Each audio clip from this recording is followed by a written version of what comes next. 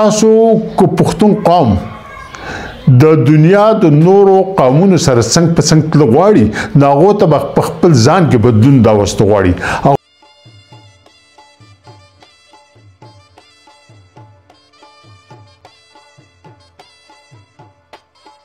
ترڅو پرې چې د کتاب تعلق ته د ترجمه د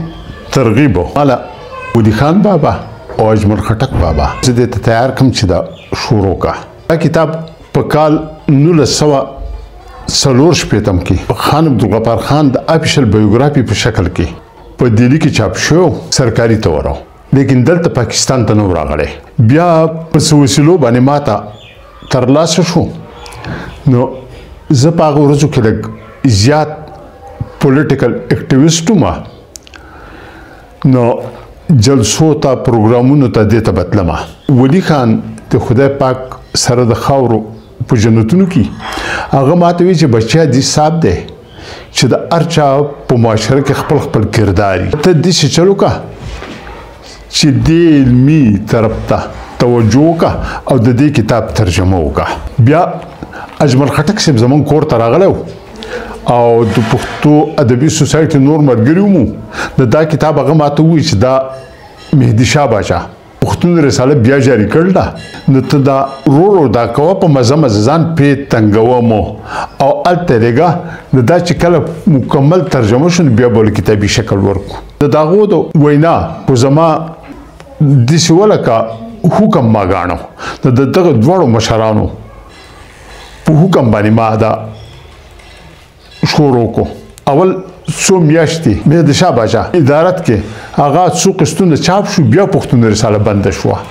بیا رحمت شاه سهیل دغه ایډیټر شو نو بیا شروع شو بیا ډېر قانون چلیدا او بیا حیات روغانی چې کله دغه ایډیټر شو تقریبا د کتاب تکمیل شو چې د کتاب تکمیل شو کتابو چاپ کو کال 2019 کې دغه افتتاح په نېشنل پریس کلب کې شو او د پښتنو چې کوم انټيليجنس دا یاد څوکلي کا پړ خلک دي هغه ډېر اپریشیټ کو ځکه چې باچا خان چا مکمل تور داغه ټول اړخونه چاني دي پیژندلي باچا خان د یو فریډم فایټر نه علاوه یو غټ ریفارمر هغه د پښتون په ایوري فیبریک د پښتنو په ژوند په ارسانګه کې هغه اصلاحات غوښتله هغه اصلاحات دي څه غوښتله چې پښتون د نړۍ د قومونو سره په یو سب کې ودرېږي او داغه په هر لحاظ باندې په اخلاقي لحاظ په تعلیمي لحاظ په معاشرتي لحاظ د ترقی یافته قومونو نه دویم نمبر نه د باچا خان چې په کوم معاشره کې کوم اصلاحات کړو لکه څومره داغه د زنانو په تعلیم باندې زور ورکړو هغه څومره د فضل خرچۍ نه او د فضل روایتو نه خلق منی کړو هغه څومره سمپلیسیټي راوسته وا او په پښتون کې رواداري مخ په ترقۍ تلو تعلیم زنانو تعلیمو ټول په دې کتاب کې احاطه شوی دي د شاید چې څوک وګوري د په صحیح مانو کې بیا څوک وي باچا خانی پکار دا چې دا کتاب وګوري چې باچا خانی په مقصد باندې پوه شي وښ پوه منګه چې خپل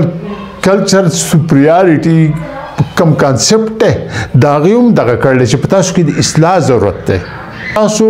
کو پښتون قوم د دنیا د نورو قومونو سره څنګه په څنګه تل غواړي ناغو ته په خپل ځان کې بدلون دا وست غواړي هغه ته په خپل کردار کې بدلون ځکه چې